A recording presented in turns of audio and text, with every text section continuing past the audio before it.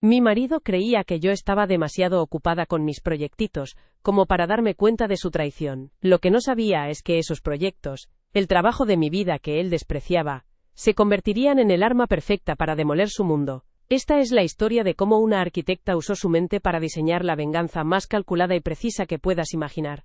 Escucha mi historia hasta el final, y dime, ¿qué habrías hecho tú en mi lugar? Todo se derrumbó un martes por la noche. Estaba en nuestro despacho en casa, el que compartía con mi marido, Ricardo. Creía que yo había salido. Le oí hablar por teléfono, con un tono meloso que no usaba conmigo desde hacía años. Estaba confirmando una cena en Caelis, el restaurante donde habíamos celebrado nuestro aniversario el mes anterior. Hablaba con su amante, Chloe.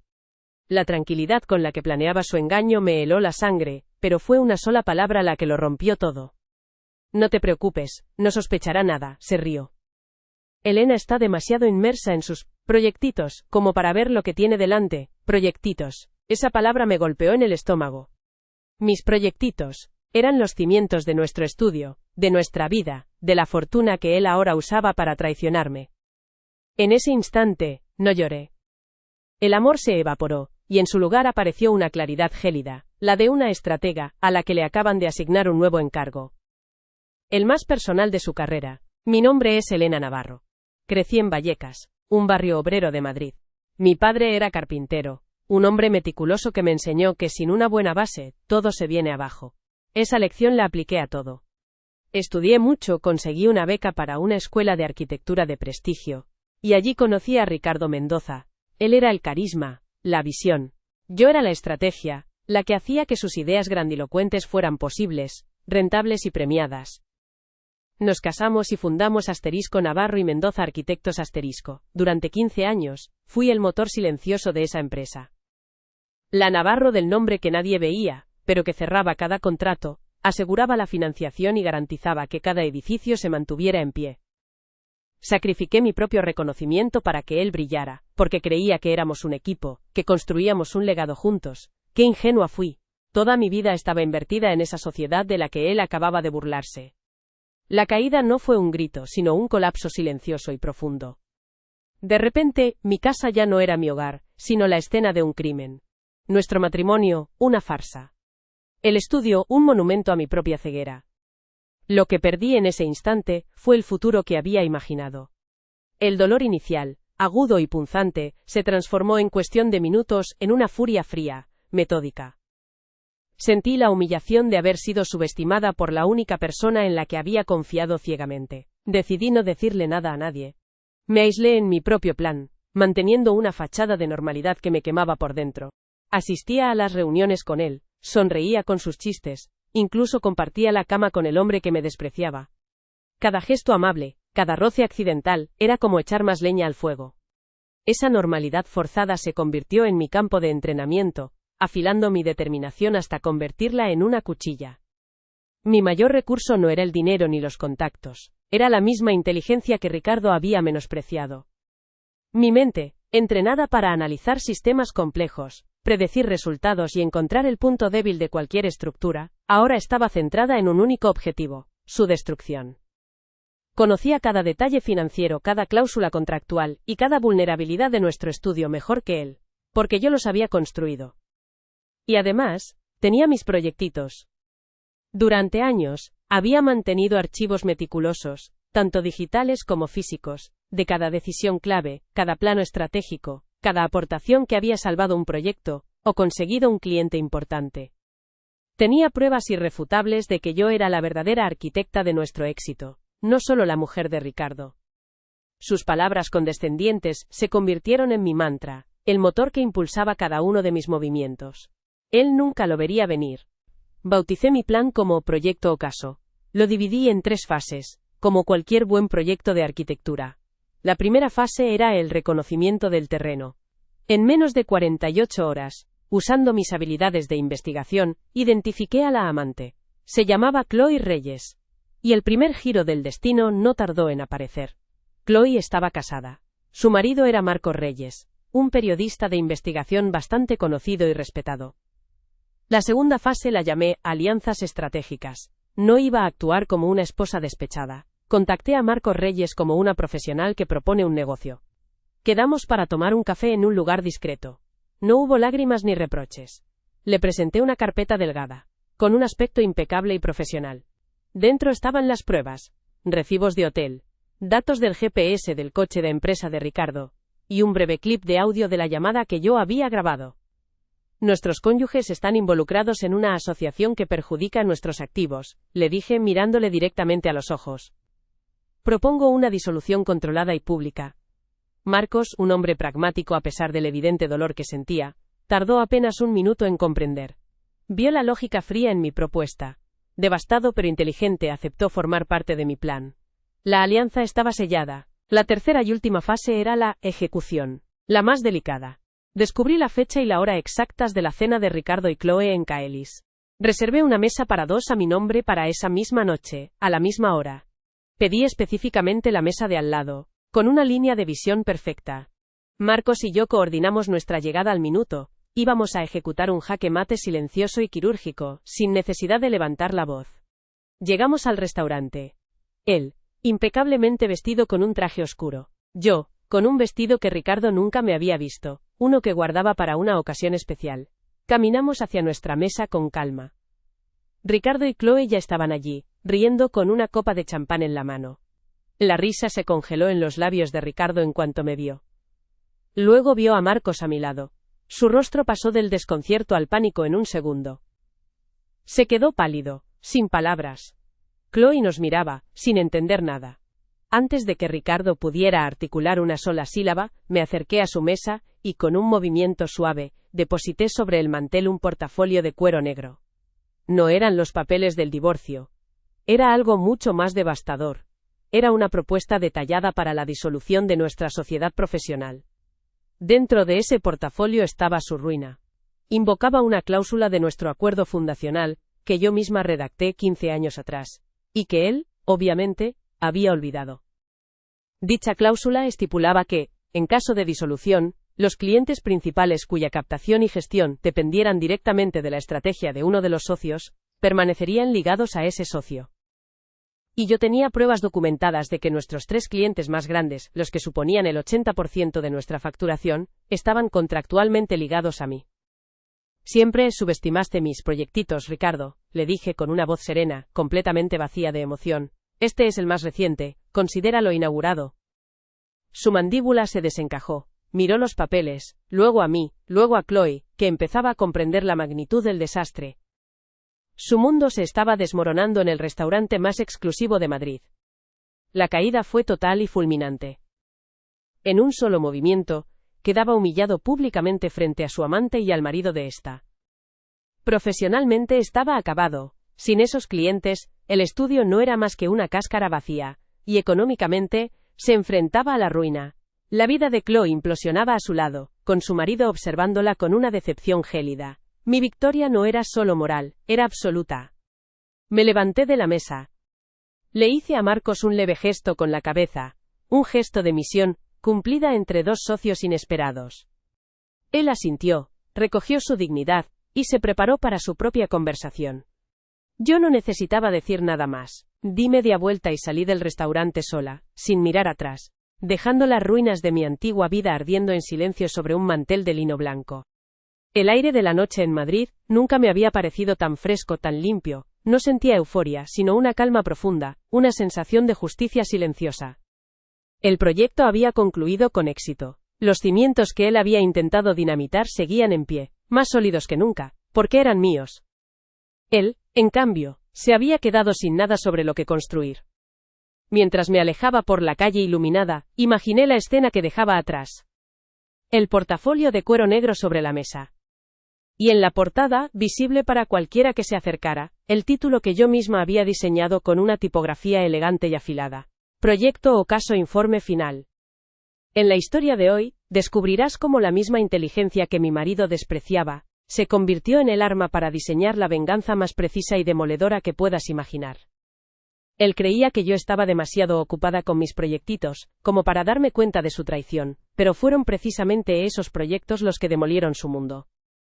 Mi marido creía que yo estaba demasiado ocupada con mis proyectitos, como para darme cuenta de su traición. Lo que no sabía es que esos proyectos, el trabajo de mi vida que él despreciaba, se convertirían en el arma perfecta para demoler su mundo.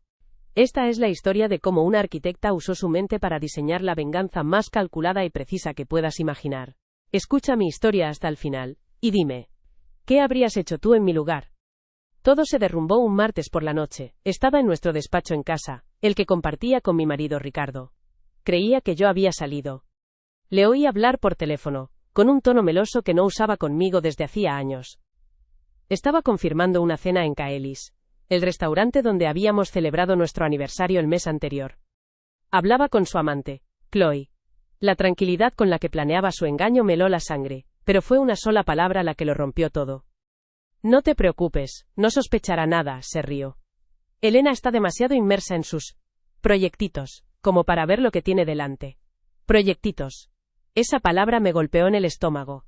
Mis proyectitos eran los cimientos de nuestro estudio, de nuestra vida, de la fortuna que él ahora usaba para traicionarme. En ese instante, no lloré. El amor se evaporó, y en su lugar apareció una claridad gélida, la de una estratega a la que le acaban de asignar un nuevo encargo. El más personal de su carrera. Mi nombre es Elena Navarro. Crecí en Vallecas, un barrio obrero de Madrid. Mi padre era carpintero, un hombre meticuloso que me enseñó que sin una buena base, todo se viene abajo. Esa lección la apliqué a todo. Estudié mucho, conseguí una beca para una escuela de arquitectura de prestigio, y allí conocí a Ricardo Mendoza. Él era el carisma, la visión. Yo era la estrategia, la que hacía que sus ideas grandilocuentes fueran posibles, rentables y premiadas. Nos casamos y fundamos Asterisco Navarro y Mendoza Arquitectos Asterisco. Durante 15 años fui el motor silencioso de esa empresa. La Navarro, del nombre que nadie veía, pero que cerraba cada contrato, aseguraba la financiación y garantizaba que cada edificio se mantuviera en pie. Sacrifiqué mi propio reconocimiento para que él brillara, porque creía que éramos un equipo, que construíamos un legado juntos. Qué ingenua fui. Toda mi vida estaba invertida en esa sociedad de la que él acababa de burlarse. La caída no fue un grito, sino un colapso silencioso y profundo. De repente, mi casa ya no era mi hogar, sino la escena de un crimen. Nuestro matrimonio, una farsa. El estudio, un monumento a mi propia ceguera. Lo que perdí en ese instante fue el futuro que había imaginado. El dolor inicial, agudo y punzante, se transformó en cuestión de minutos en una furia fría, metódica. Sentí la humillación de haber sido subestimada por la única persona en la que había confiado ciegamente. Decidí no decirle nada a nadie. Me aislé en mi propio plan, manteniendo una fachada de normalidad que me quemaba por dentro. Asistía a las reuniones con él, sonreía con sus chistes, incluso compartía la cama con el hombre que me despreciaba. Cada gesto amable, cada roce accidental, era como echar más leña al fuego. Esa normalidad forzada se convirtió en mi campo de entrenamiento, afilando mi determinación hasta convertirla en una cuchilla. Mi mayor recurso no era el dinero ni los contactos, era la misma inteligencia que Ricardo había menospreciado. Mi mente, entrenada para analizar sistemas complejos, predecir resultados y encontrar el punto débil de cualquier estructura, ahora estaba centrada en un único objetivo: su destrucción. Conocía cada detalle financiero, cada cláusula contractual, y cada vulnerabilidad de nuestro estudio mejor que él. Porque yo los había construido. Y además tenía mis proyectitos. Durante años, había mantenido archivos meticulosos, tanto digitales como físicos, de cada decisión clave, cada plano estratégico, cada aportación que había salvado un proyecto o conseguido un cliente importante. Tenía pruebas irrefutables de que yo era la verdadera arquitecta de nuestro éxito, no solo la mujer de Ricardo. Sus palabras condescendientes se convirtieron en mi mantra, el motor que impulsaba cada uno de mis movimientos. Él nunca lo vería venir. Bauticé mi plan como Proyecto Ocaso. Lo dividí en 3 fases, como cualquier buen proyecto de arquitectura. La primera fase era el reconocimiento del terreno. En menos de 48 horas, usando mis habilidades de investigación, identifiqué a la amante. Se llamaba Chloe Reyes, y el primer giro del destino no tardó en aparecer. Chloe estaba casada. Su marido era Marcos Reyes, un periodista de investigación bastante conocido y respetado. La segunda fase la llamé alianzas estratégicas. No iba a actuar como una esposa despechada. Contacté a Marcos Reyes como una profesional que propone un negocio. Quedamos para tomar un café en un lugar discreto. No hubo lágrimas ni reproches. Le presenté una carpeta delgada, con un aspecto impecable y profesional. Dentro estaban las pruebas, recibos de hotel, datos del GPS del coche de empresa de Ricardo, y un breve clip de audio de la llamada que yo había grabado. Nuestros cónyuges están involucrados en una asociación que perjudica nuestros activos, le dije, mirándole directamente a los ojos. Propongo una disolución controlada y pública. Marcos, un hombre pragmático, a pesar del evidente dolor que sentía, tardó apenas un minuto en comprender. Vio la lógica fría en mi propuesta. Devastado pero inteligente, aceptó formar parte de mi plan. La alianza estaba sellada. La tercera y última fase era la ejecución, la más delicada. Descubrí la fecha y la hora exactas de la cena de Ricardo y Chloe en Caelis. Reservé una mesa para dos a mi nombre para esa misma noche, a la misma hora. Pedí específicamente la mesa de al lado, con una línea de visión perfecta. Marcos y yo coordinamos nuestra llegada al minuto. Íbamos a ejecutar un jaque mate silencioso y quirúrgico, sin necesidad de levantar la voz. Llegamos al restaurante. Él, impecablemente vestido con un traje oscuro. Yo con un vestido que Ricardo nunca me había visto. Uno que guardaba para una ocasión especial. Caminamos hacia nuestra mesa con calma. Ricardo y Chloe ya estaban allí, riendo, con una copa de champán en la mano. La risa se congeló en los labios de Ricardo en cuanto me vio. Luego vio a Marcos a mi lado. Su rostro pasó del desconcierto al pánico en un segundo. Se quedó pálido, sin palabras. Chloe nos miraba, sin entender nada. Antes de que Ricardo pudiera articular una sola sílaba, me acerqué a su mesa y, con un movimiento suave, deposité sobre el mantel un portafolio de cuero negro. No eran los papeles del divorcio, era algo mucho más devastador.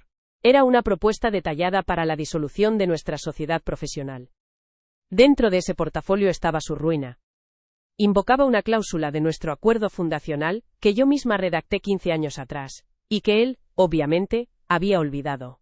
Dicha cláusula estipulaba que, en caso de disolución, los clientes principales, cuya captación y gestión dependieran directamente de la estrategia de uno de los socios, permanecerían ligados a ese socio. Y yo tenía pruebas documentadas de que nuestros 3 clientes más grandes, los que suponían el 80% de nuestra facturación, estaban contractualmente ligados a mí. Siempre subestimaste mis proyectitos, Ricardo, le dije con una voz serena, completamente vacía de emoción. Este es el más reciente, considéralo inaugurado. Su mandíbula se desencajó, miró los papeles, luego a mí, luego a Chloe, que empezaba a comprender la magnitud del desastre. Su mundo se estaba desmoronando en el restaurante más exclusivo de Madrid. La caída fue total y fulminante. En un solo movimiento, quedaba humillado públicamente frente a su amante y al marido de esta. Profesionalmente, estaba acabado. Sin esos clientes, el estudio no era más que una cáscara vacía. Y económicamente, se enfrentaba a la ruina. La vida de Chloe implosionaba a su lado, con su marido observándola con una decepción gélida. Mi victoria no era solo moral, era absoluta. Me levanté de la mesa. Le hice a Marcos un leve gesto con la cabeza, un gesto de misión cumplida entre dos socios inesperados. Él asintió, recogió su dignidad y se preparó para su propia conversación. Yo no necesitaba decir nada más. Di media vuelta y salí del restaurante sola, sin mirar atrás, dejando las ruinas de mi antigua vida ardiendo en silencio sobre un mantel de lino blanco. El aire de la noche en Madrid nunca me había parecido tan fresco, tan limpio. No sentía euforia, sino una calma profunda, una sensación de justicia silenciosa. El proyecto había concluido con éxito. Los cimientos que él había intentado dinamitar seguían en pie, más sólidos que nunca, porque eran míos. Él, en cambio, se había quedado sin nada sobre lo que construir. Mientras me alejaba por la calle iluminada, imaginé la escena que dejaba atrás. El portafolio de cuero negro sobre la mesa. Y en la portada, visible para cualquiera que se acercara, el título que yo misma había diseñado con una tipografía elegante y afilada. Proyecto Ocaso, informe final. Mi marido creía que yo estaba demasiado ocupada con mis proyectitos como para darme cuenta de su traición.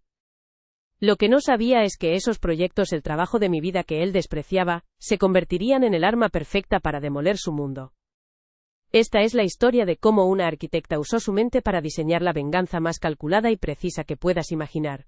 Escucha mi historia hasta el final y dime, ¿qué habrías hecho tú en mi lugar? Todo se derrumbó un martes por la noche. Estaba en nuestro despacho en casa, el que compartía con mi marido Ricardo. Creía que yo había salido. Le oí hablar por teléfono, con un tono meloso que no usaba conmigo desde hacía años. Estaba confirmando una cena en Caelis, el restaurante donde habíamos celebrado nuestro aniversario el mes anterior. Hablaba con su amante, Chloe. La tranquilidad con la que planeaba su engaño me heló la sangre, pero fue una sola palabra la que lo rompió todo. No te preocupes, no sospechará nada, se rió. Elena está demasiado inmersa en sus proyectitos, como para ver lo que tiene delante. Proyectitos. Esa palabra me golpeó en el estómago. Mis proyectitos eran los cimientos de nuestro estudio, de nuestra vida, de la fortuna que él ahora usaba para traicionarme. En ese instante, no lloré. El amor se evaporó y en su lugar apareció una claridad gélida, la de una estratega a la que le acaban de asignar un nuevo encargo. El más personal de su carrera. Mi padre olía a aserrín y a paciencia. En su pequeño taller de Vallecas, rodeada de planos y herramientas, aprendí la lección más importante de mi vida. Sin una buena cimentación, todo se derrumba. Él no construía edificios, sino muebles, pero la precisión con la que unía cada pieza me enseñó que la belleza está en la estructura, en lo que no se ve pero lo sostiene todo. Esa fue mi primera escuela de arquitectura, la que de verdad importaba. Llegar a la universidad fue como aterrizar en otro planeta. Yo era la chica de barrio con una beca, rodeada de apellidos importantes y dinero viejo.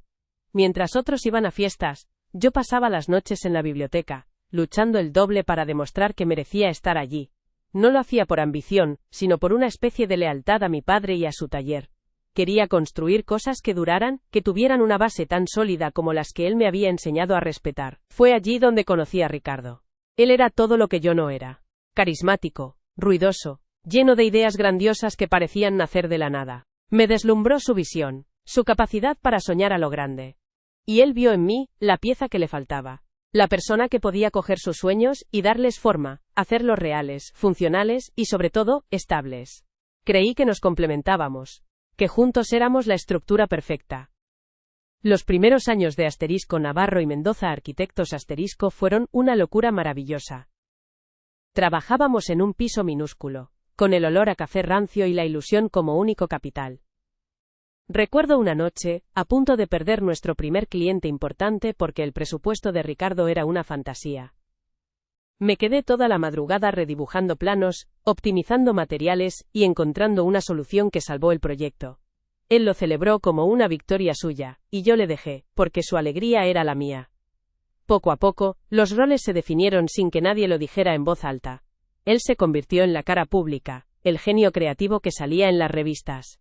Yo era la sombra, la que negociaba con los proveedores, la que revisaba cada contrato hasta la última coma, la que garantizaba que sus castillos en el aire no se vinieran abajo al primer soplo de viento. Me sentía cómoda en ese papel, porque creía que el éxito era de los dos, del equipo. Una vez, un diseño mío para una biblioteca pública fue nominado a un premio importante. El formulario pedía el nombre del arquitecto principal. Ricardo me convenció para poner el de la empresa, para dar prestigio a la marca.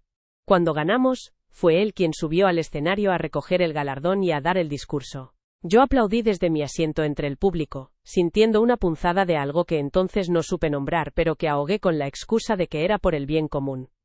Construimos más que una empresa, construimos una vida, compramos la casa, la decoramos con los prototipos de muebles que yo diseñaba en mi tiempo libre, invitábamos a amigos a cenar, viajábamos, hacíamos planes de futuro. Cada ladrillo de esa vida lo sentía como algo que habíamos puesto juntos, con el mismo esfuerzo y dedicación. Yo creía ciegamente en la solidez de esa estructura, en el vínculo que habíamos forjado a base de noches sin dormir y sueños compartidos. Hubo una crisis económica que casi nos lleva por delante. Ricardo se hundió en el pánico, listo para tirar la toalla. Fui yo quien, durante meses, se reunió en secreto con los bancos, renegoció deudas y diseñó un plan de viabilidad que nos mantuvo a flote. Él nunca supo los detalles, solo que, las cosas se habían solucionado. Mi lealtad no era hacia él, sino hacia lo que habíamos construido, hacia ese legado que yo creía nuestro. La palabra proyectitos empezó como una broma cariñosa. Así llamaba él a mis cuadernos de bocetos, a mis investigaciones sobre nuevos materiales, a mis archivos meticulosos donde documentaba cada paso de nuestro trabajo. Con el tiempo el cariño en esa palabra se fue desgastando y quedó solo la condescendencia. Eran mis cositas, mis pasatiempos, mientras él se ocupaba de lo importante. Nunca se dio cuenta de que esos proyectitos eran el verdadero mapa de nuestro imperio. Justo la semana antes de oír aquella llamada, cerramos el contrato más grande de nuestra historia, un complejo de oficinas de lujo. Por la noche mientras brindábamos, le miré y sentí un profundo orgullo. Pensé, lo hemos conseguido. Creía que estábamos en la cima, sobre la base más sólida que se podía construir. Qué ciega estaba. No sabía que él ya había puesto la dinamita en los cimientos, y que el único proyecto que me quedaba por diseñar era su demolición. La noche de la ejecución, el aire en Madrid era denso, cargado de una electricidad que solo yo parecía sentir. Me encontré con Marcos en una esquina cerca del restaurante. No dijimos mucho. Solo un apretón de manos firme, como dos socios a punto de cerrar el trato más importante de sus vidas. Él llevaba un traje impecable, la armadura de un hombre que se preparaba para la batalla. Yo elegí un vestido rojo, un color que Ricardo odiaba porque, según él, llamaba demasiado la atención. Era perfecto. Entramos en Caelis, y el murmullo de las conversaciones y el tintineo de las copas nos envolvieron. El maitre nos guió a nuestra mesa. Y allí estaban ellos, en el centro de la sala, iluminados como en un escenario. Reían a carcajadas, brindando con champán, completamente ajenos al mundo.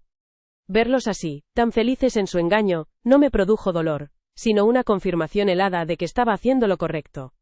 Eran la viva imagen de la traición. Mientras caminábamos hacia nuestra mesa, que estaba justo al lado de la suya, noté cómo la risa de Ricardo se cortaba en seco. Sus ojos se abrieron de par en par al verme.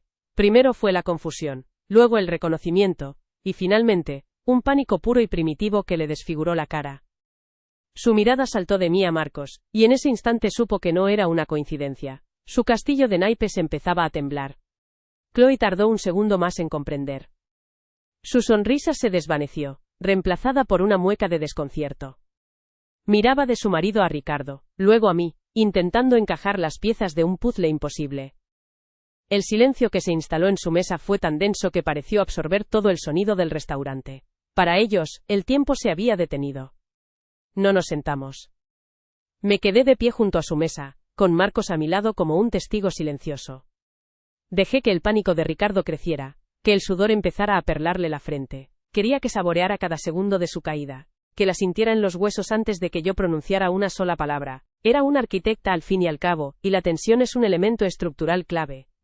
Con un movimiento lento y deliberado, saqué de mi bolso un portafolio de cuero negro, y lo deposité sobre el mantel de lino blanco, justo entre su plato de ostras y su copa de champán.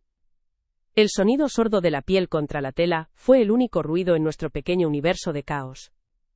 Ricardo no podía apartar la vista del portafolio, como si fuera una bomba a punto de estallar. Buenas noches, Ricardo, dije, y mi voz sonó extrañamente tranquila, casi impersonal. Veo que estás ocupado, no te preocupes, no voy a montar una escena. Sus ojos se clavaron en los míos, buscando una fisura, una señal de la esposa herida. No encontró nada. Esto no es personal, añadí, mintiendo con la serenidad de una profesional. Es estrictamente de negocios. Abrió la boca para hablar, pero no le salieron las palabras. Pude ver el alivio fugaz en su cara al pensar que solo se trataba del divorcio, de dinero. Pero su alivio duró poco. Este portafolio, continué señalándolo con un dedo, contiene la propuesta detallada para la disolución de la sociedad Navarro y Mendoza Arquitectos *. La palabra disolución flotó en el aire, letal y definitiva. El color abandonó por completo su rostro. No puedes hacer eso, susurró, con la voz rota. La empresa es de los dos. Sonreí por primera vez esa noche, una sonrisa sin rastro de alegría. Ahí te equivocas. ¿Recuerdas la cláusula 11.b del acuerdo fundacional? La que redacté yo misma mientras tú elegías el logo. Supongo que nunca te molestaste en leerla. Esa cláusula, expliqué, hablando despacio para que cada palabra se hundiera bien, estipula que, en caso de disolución, los clientes cuya captación y gestión dependan de la estrategia documentada de uno de los socios, permanecerán ligados a ese socio. El pánico en sus ojos se convirtió en puro terror al empezar a comprender la magnitud de lo que estaba ocurriendo. Resulta, Ricardo, que todos mis proyectitos de estos años, todos esos archivos y planes que tanto despreciabas, son la documentación perfecta. Demuestran, sin lugar a dudas, que nuestros 3 clientes más grandes, los que suponen el 80% de la facturación, son míos, legal y contractualmente míos. El jaque mate estaba servido. Me incliné ligeramente hacia él, lo suficiente para que solo él pudiera oírme. Siempre subestimaste mis proyectitos, Ricardo. Le dije, con una voz que era puro hielo. Este es el más reciente. Considéralo inaugurado. Su mandíbula se desencajó, su mundo entero se derrumbó en el silencio de un restaurante de lujo. Su ruina era total. Humillado públicamente frente a su amante y al marido de esta. profesionalmente aniquilado.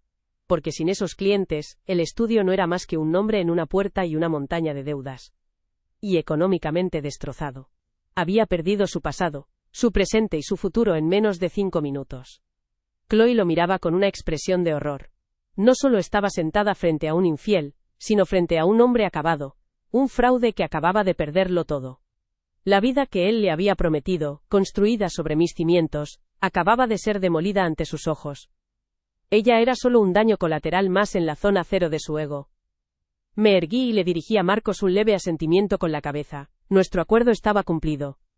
Él asintió a su vez, con la mirada fija en su esposa, preparándose para la conversación que ahora le tocaba tener a él. Mi parte del trabajo había terminado. No había nada más que decir. Di media vuelta y me marché. Caminé con la espalda recta, sin mirar atrás, cruzando el restaurante bajo la mirada curiosa de los demás comensales. No oí gritos, ni discusiones. Solo dejé tras de mí un silencio devastador, y las ruinas de una vida que ya no era la mía, ardiendo sobre un mantel de lino blanco. Al salir a la calle, el aire fresco de la noche me llenó los pulmones. No sentía euforia ni una alegría vengativa. Lo que sentía era una calma inmensa, una profunda sensación de orden restaurado. El proyecto había concluido con éxito. El edificio de nuestra vida juntos había sido demolido de forma limpia y precisa, sin afectar a las estructuras adyacentes que sí me importaban. Me alejé caminando sin rumbo, sintiendo por primera vez en meses que el suelo bajo mis pies era firme.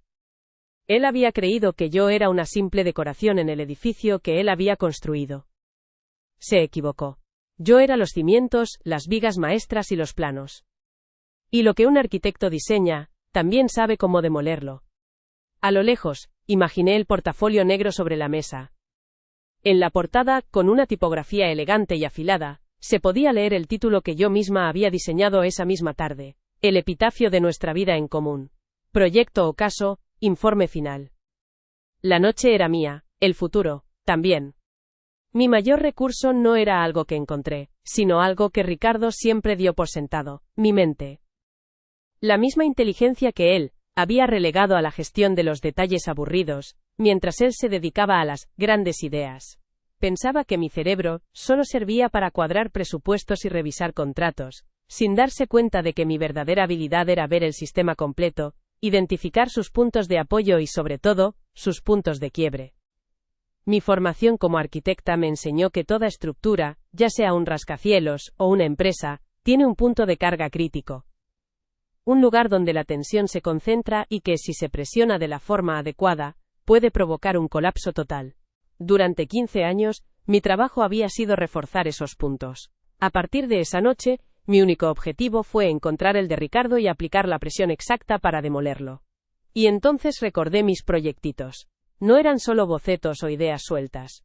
Eran un archivo exhaustivo, casi obsesivo, de nuestra vida profesional. Discos duros externos, carpetas en la nube con triple copia de seguridad, y archivadores físicos perfectamente etiquetados. Contenían cada correo electrónico clave, cada borrador de contrato, cada análisis de mercado, y cada plano estratégico que había diseñado. Era el ADN de nuestro éxito. Dentro de esos archivos estaba, por ejemplo, el informe completo de viabilidad, que salvó el proyecto del edificio Vértice, nuestro primer gran contrato. Ricardo quería renunciar porque los costes se disparaban. Yo pasé 3 semanas sin apenas dormir, rediseñando la estructura interna y renegociando con los proveedores. El informe final, de 200 páginas, y firmado solo por mí, demostraba que mi estrategia había generado un beneficio un 30% mayor de lo previsto. Nunca guardé esos documentos con la intención de usarlos contra él. Lo hice por profesionalidad, por el pánico a que un fallo informático o un incendio nos hiciera perder el trabajo de nuestra vida. Era mi forma de asegurar los cimientos, una lección que aprendí en el taller de mi padre. Cada documento era un ladrillo más en la estructura que creía que estábamos construyendo juntos. Ricardo se reía de mi meticulosidad.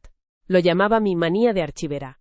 Elena, vives rodeada de papeles muertos, me decía a menudo. Nunca entendió que esos papeles muertos eran el testimonio vivo de quién había hecho el trabajo pesado, quién había aportado el valor real a la empresa. Su arrogancia le impedía ver que no era un simple archivo, sino un arsenal. Esa misma noche, después de oír su llamada, no fui al dormitorio a llorar. Fui a nuestro despacho, abrí uno de los archivadores, y empecé a mirar aquellos documentos con otros ojos. Ya no eran recuerdos de un éxito compartido, eran pruebas. Cada firma, cada fecha, cada anexo, se convirtió en una pieza de mi plan. Mis proyectitos acababan de convertirse en el proyecto ocaso. Su desprecio se convirtió en mi mayor ventaja. Al subestimarme me había vuelto invisible. Se sentía tan seguro en su papel de genio creativo, que nunca se molestó en entender la maquinaria que hacía funcionar su mundo. Creía que yo era una empleada eficiente, no la socia indispensable que lo sostenía todo, y esa ceguera iba a ser su perdición. Revisando el acuerdo de fundación de la empresa, un documento que yo misma había redactado a las 3 de la mañana 15 años atrás, encontré la clave. La cláusula 11.b, una cláusula sobre la retención de clientes en caso de disolución, ligada directamente a la estrategia documentada de captación y gestión. Él la firmó sin leer, más preocupado por elegir el color del logo. En ese instante, el juego cambió. Ya no era una esposa traicionada a punto de enfrentarse a un divorcio doloroso. Era una estratega que tenía en sus manos el control absoluto del tablero. Ricardo creía que yo estaba atrapada en el edificio que él había diseñado, sin darse cuenta de que yo era la única que tenía los planos. Y estaba a punto de iniciar la demolición. La noche de la ejecución, el aire en Madrid era denso, cargado de una electricidad que solo yo parecía sentir. Me encontré con Marcos, en una esquina cerca del restaurante. No dijimos mucho. Solo un apretón de manos firme, como dos socios a punto de cerrar el trato más importante de sus vidas. Él llevaba un traje impecable, la armadura de un hombre que se preparaba para la batalla. Yo elegí un vestido rojo, un color que Ricardo odiaba porque, según él, llamaba demasiado la atención. Era perfecto. Entramos en Caelis y el murmullo de las conversaciones nos envolvió. Y allí estaban ellos en el centro de la sala, iluminados como en un escenario, riendo a carcajadas, completamente ajenos al mundo. Mientras caminábamos hacia nuestra mesa, que estaba justo al lado de la suya, noté cómo la risa de Ricardo se cortaba en seco. Sus ojos se abrieron de par en par al verme. Primero fue la confusión, luego el reconocimiento, y finalmente, un pánico puro que le desfiguró la cara. Su mirada saltó de mí a Marcos, y en ese instante, supo que no era una coincidencia. El silencio que se instaló en su mesa fue tan denso que pareció absorber todo el sonido del restaurante. Para ellos, el tiempo se había detenido. Chloe nos miraba, intentando encajar las piezas de un puzzle imposible. No nos sentamos. Me quedé de pie junto a su mesa, con Marcos a mi lado como un testigo silencioso. Con un movimiento lento y deliberado, saqué de mi bolso un portafolio de cuero negro, y lo deposité sobre el mantel de lino blanco, justo entre su plato de ostras y su copa de champán.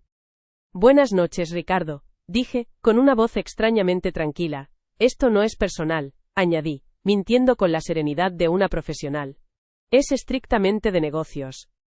Este portafolio contiene la propuesta detallada para la disolución de la sociedad *Navarro y Mendoza, Arquitectos *. El color abandonó por completo su rostro. No puedes, susurró. Sonreí por primera vez. Una sonrisa sin alegría. ¿Recuerdas la cláusula 11.b del acuerdo fundacional? La que redacté yo misma mientras tú elegías el logo. Estipula que, en caso de disolución, los clientes cuya gestión dependa de la estrategia documentada de uno de los socios, permanecerán ligados a ese socio. Resulta que todos mis proyectitos de estos años, todos esos archivos que despreciabas, son la documentación perfecta. Demuestran que nuestros 3 clientes más grandes, los que suponen el 80% de la facturación, son míos. Me incliné ligeramente hacia él, lo suficiente para que solo él pudiera oírme. Siempre subestimaste mis proyectitos, Ricardo, le dije, con una voz que era puro hielo. Este es el más reciente, considéralo inaugurado. Su mandíbula se desencajó. Su ruina era total, humillado públicamente, profesionalmente aniquilado y económicamente destrozado. Me erguí, le dirigí a Marcos un leve asentimiento y di media vuelta. Caminé con la espalda recta, sin mirar atrás, dejando tras de mí las ruinas de su vida ardiendo en silencio sobre un mantel de lino blanco.